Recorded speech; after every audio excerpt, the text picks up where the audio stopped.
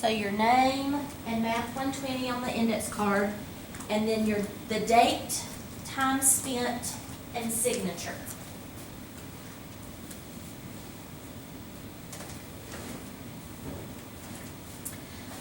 All right, so I've already had a couple people saying, can you do extra credit? For your index card, if you want extra credit, for every 10 hours that you spend in tutoring, you'll get your lowest homework grades dropped. Okay? So if you forget to do a homework or you're struggling on a homework, and it's kind of bifold because going to tutoring, they're going to help you prepare for tests, help do homework, and not only is this just the tutoring room, if you do a rush program, it's anywhere over here. So if Max helps you, if Miss Munn helps you, and for those of you who are not familiar with our rush programs, they give one-on-one tutoring. If you're not familiar with, does anybody not know about the rush programs? Okay, I will send y'all an email, and let me see if I can find it real quick. I may have, let me go out here, give me just a second. I may have an email.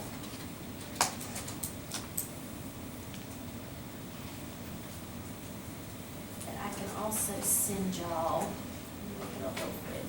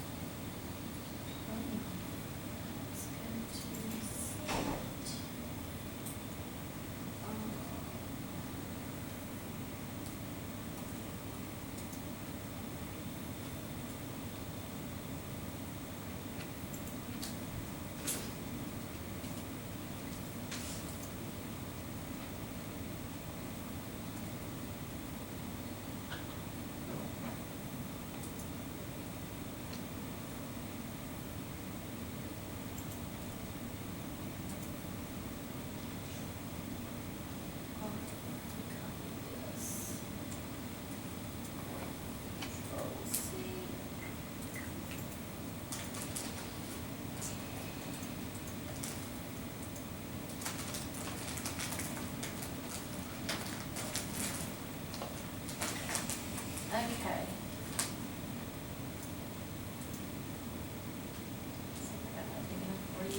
Can y'all read that or not?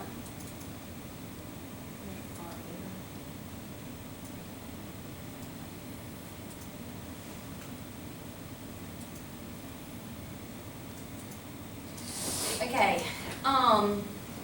The only thing is the hours. I don't think I have hours on here. Okay, we have, and I've told you about the tutoring across the hall. It is totally free. You go over there, you put up your help sign, they will help you. It's totally free. They'll help you on a regular basis. But we also have kind of a one-on-one tutoring session that a lot of people don't realize about, and it's totally free as well. I don't have a brochure attached, but it basically says everything that's right below. If you go by room 5313 and ask for Dr. Boyd or Miss Sansberry, they can tell you how to get signed up. There's several eligible criteria.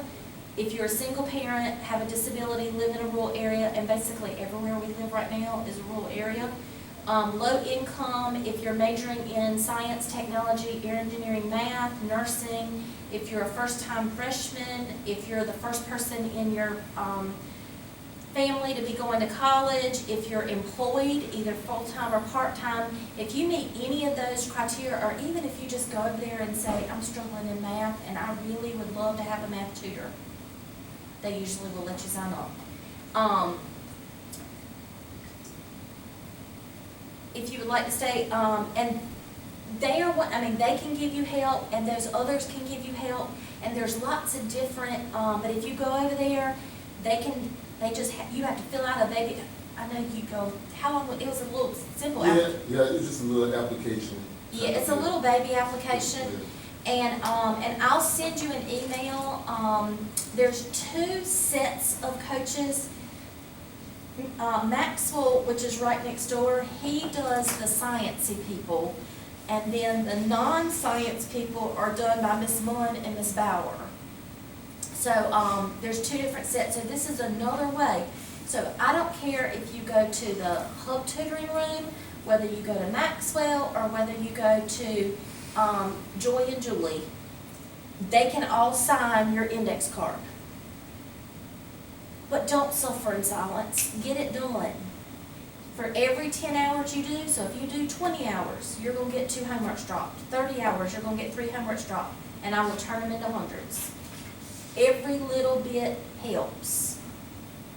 We are on the 10-point grading scale. Okay? So every little bit helps. So I'll put this out in your notes, and I'll also copy it and send it to you so that you'll have it. And once you do this,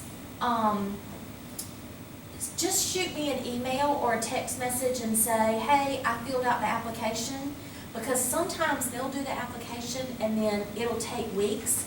But if I know that you've done the application, then I can let them know, and y'all can go ahead and start seeing them, because as soon as they know that you filled out the application, they can go ahead and start letting you go over there.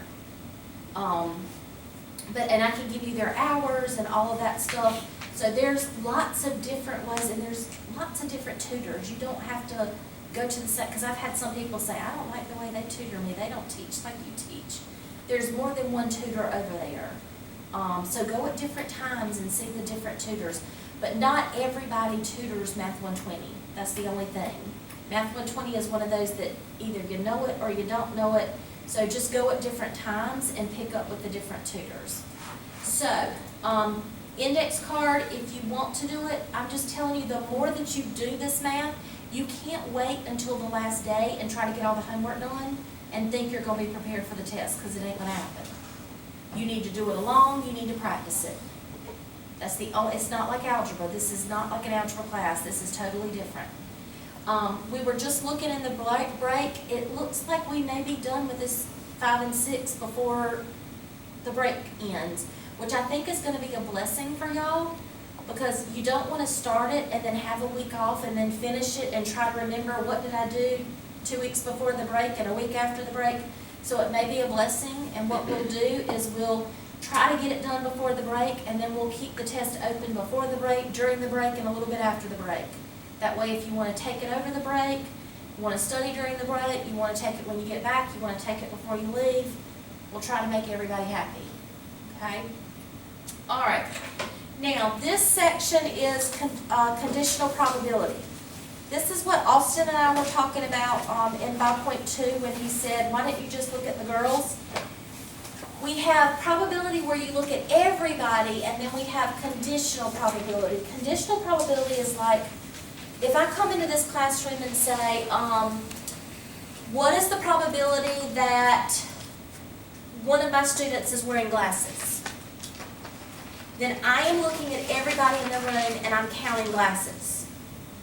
But if I said, what is the probability that someone is wearing glasses given that they're a boy? Then my total number is not everybody in the room. What is my total number? Just the guys, just the boys. So conditional probability means, am I looking at everybody in the room, or am I looking at just a certain part of the room? So this means, this line right here means given. The probability of this event happened given this event. So the probability of you wearing glasses given that you're a boy.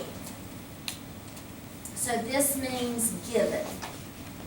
So for example, the probability of wearing glasses given that you're a boy. So So in this room, I have 1, 2, 3, 4, 5, 6 boys, and 3 of the 6 are wearing glasses. So it would be 3 over 6. So I'm not looking at the entire class, I'm only looking at boys as my total. Yeah, 2, 4, 6, I'll make sure I counted right. So with conditional probability, your total is not technically the total, it's just the total of what I'm given. So this is going to be very similar to what we've done. All of these formulas are going to be given on your formula sheet. In the beginning, they're going to do what the other ones did in the beginning. They're going to give you the formula, and then they're going to make sure that you can plug and chug, and they're going to say this is 0.2 and this is 0.9, find this, and you're going to do 0.2 times 0.9. So they're just going to make you plug and chug into the formula and make sure that you can use it. But you do not have to memorize these. These are on the formula sheet.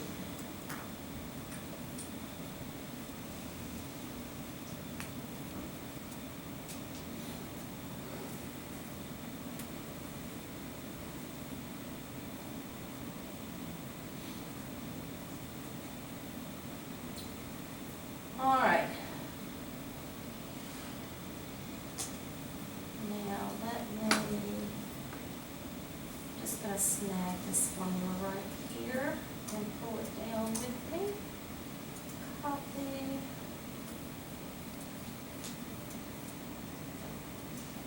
And paste. So it says, what is the probability of F happening given E? So they told us that the probability of E and F is 0.21, and the probability of E is 0.4. So we're going to plug 0.21 divided by 0.4. So we are just plugging and chugging on this one. It's 0.21 divided by 0.4, and that's going to give me 0.525. So just making sure you know how to use that formula. And that's it written out prettier.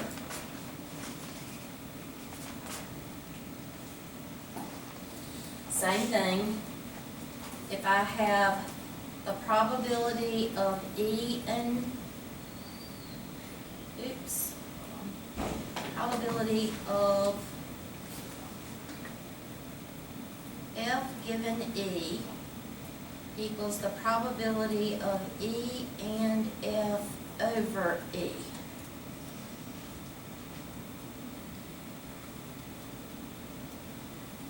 So, this time they gave us the probability of F given E is 0.6.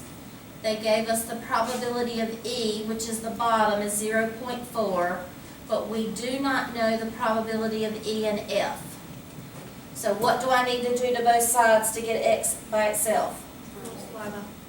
So we're going to multiply by 0.4, multiply by 0.4. Those are going to cancel, and X is going to be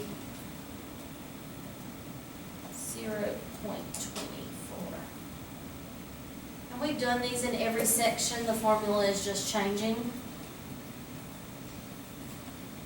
And then below it, I have it written pretty.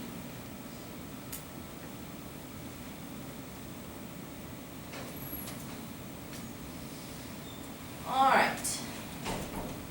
Now we're back to our deck of cards. Sharon doesn't like. Suppose that a single card is selected from a standard deck of 52 cards. What is the probability that the card drawn is a king? So that's question A. How many kings are in? So probability, question A, of a king. How many kings are there? 4. 4 out of 52. Are we good with A?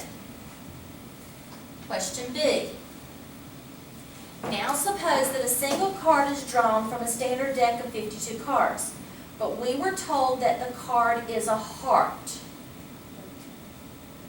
What is the probability that the card drawn is a king? So we want to know the probability that it's a king given that the card is a heart. So the bottom number is going to be a heart, but we want it to be a king out of the hearts. So if I bring up, let's see if I still have it up, deck of cards. So they're telling us that we chose a heart. So they're telling us that it is a heart. It is a heart. How many kings are in the hearts? 1. Out of 13. 13. So there's only one king in the heart family. So it's going to be 1 out of 13.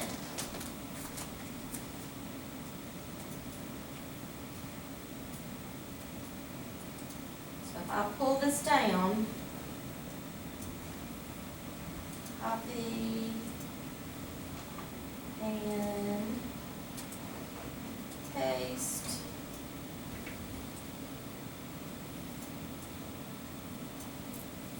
So this tells me that there's 13 hearts, and this tells me that there's one king out of the 13 hearts. That was big.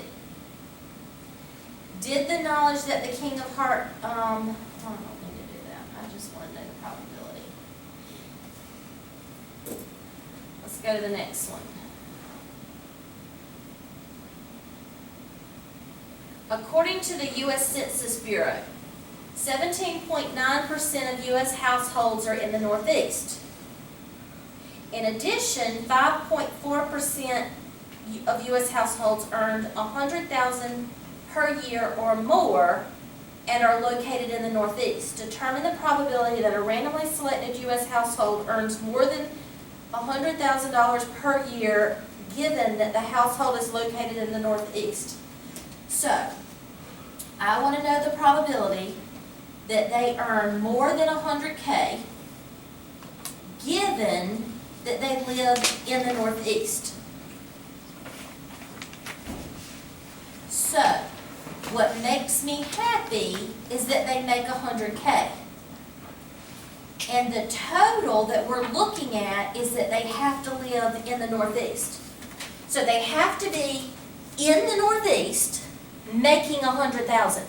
So if you're living in the South, if you're living in the West, if you're living in the middle, you have to be living in the Northeast and you have to be making $100K.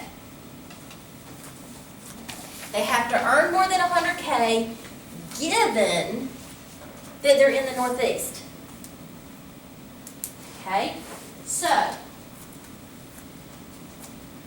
what number is going to go where?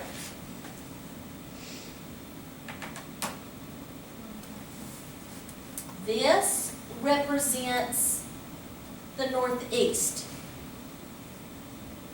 Top or bottom? And we got to whoop it. I don't deal with percentages in math problems. So what is it whooped? 0.179. This represents earning $100,000. So what is that going to be? 0.054. So when I go to my calculator, 0.054 divided by 0.179,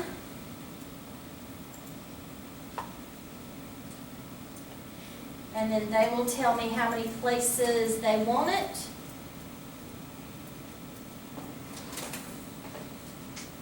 Let me let you try one. There's the pretty version.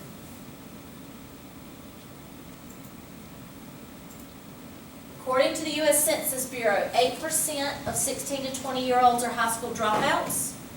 2.1% of those high school dropouts are unemployed.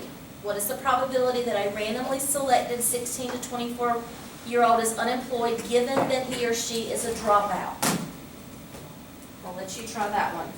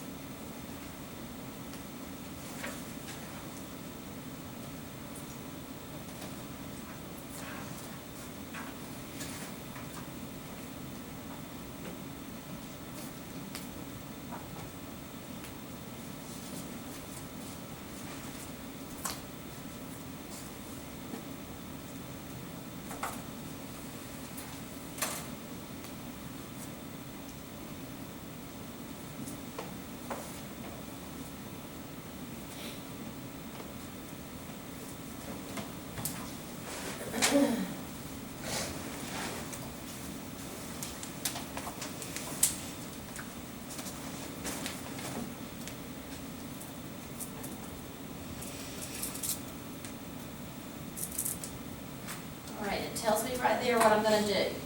Find the probability that they are unemployed given that they're a dropout. So I want unemployed,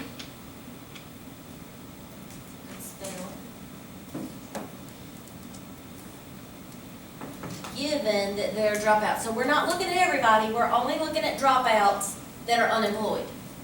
I don't care if they're employed dropouts or if they're unemployed that graduated. I want unemployed dropouts. So this represents my dropouts. So that's going to go on the bottom. And I've got to whoop it to turn it into a decimal. This represents my unemployed. That's going to go on the top. And when I divide, what are we going to get? 2625, or wherever they tell me to round. Okay?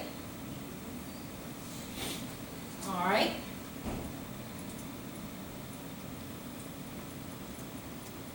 Very similar to what we did before, the using social media and the ages. We did like and or problems. These are going to be the given. So what is the probability that a randomly selected adult American uses social media given the individual is 18 to 34 years old? So what we did last time is we said, what's the probability that they're 18 to 34 years old and uses social media?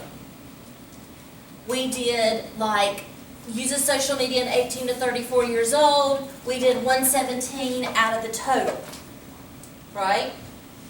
Everything that we did was out of the total.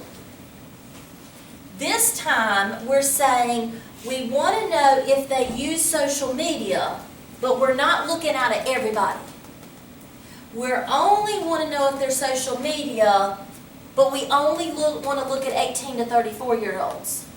So my bottom number is only going to be the 18 to 34-year-olds. I'm putting blinders on and I'm only looking at the 18 to 34-year-old. I'm not looking at everybody in the room. So it's going to be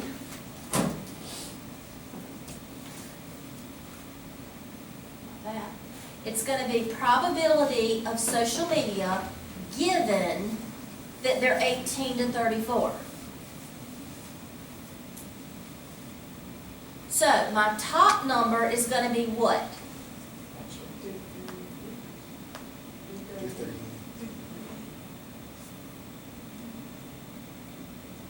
What word is going to be my top number?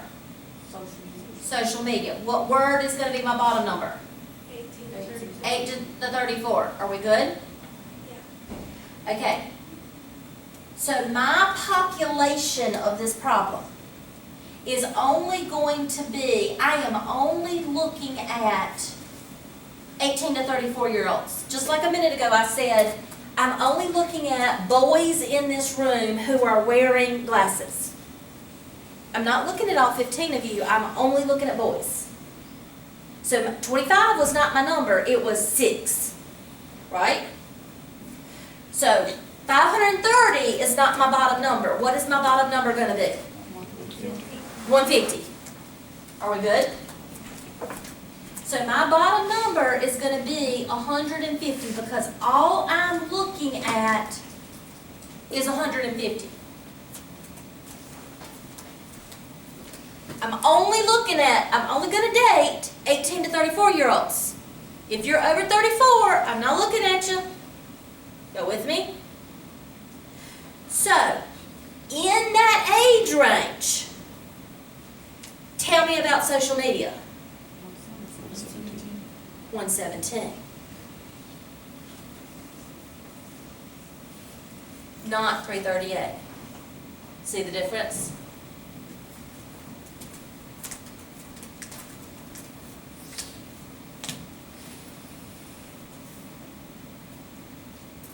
So you got to be in the young age range using social media. Not in the whole population. Let's look at another one.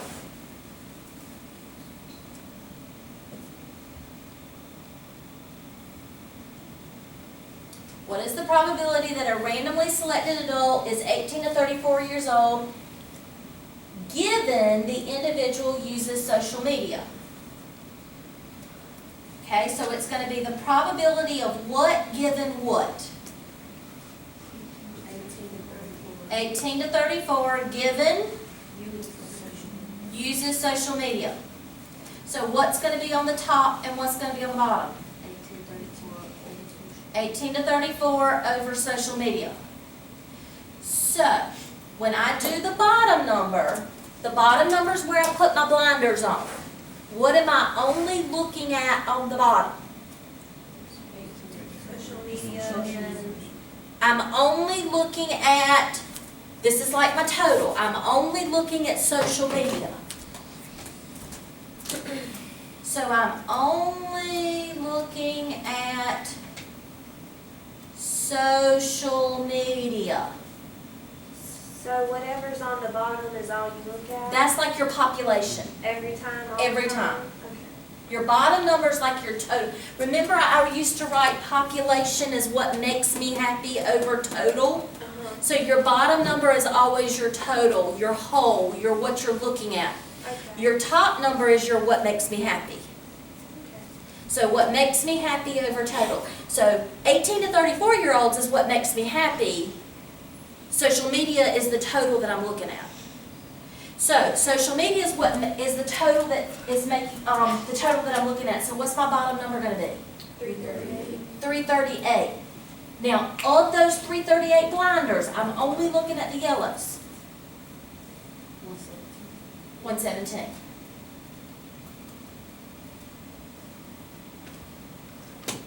Let's look at another one.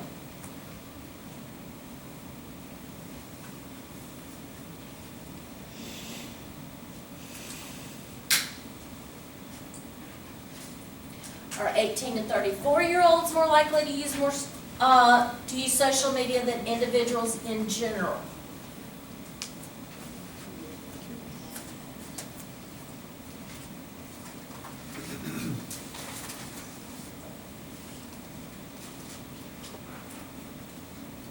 So I want to know the probability of 18 to 34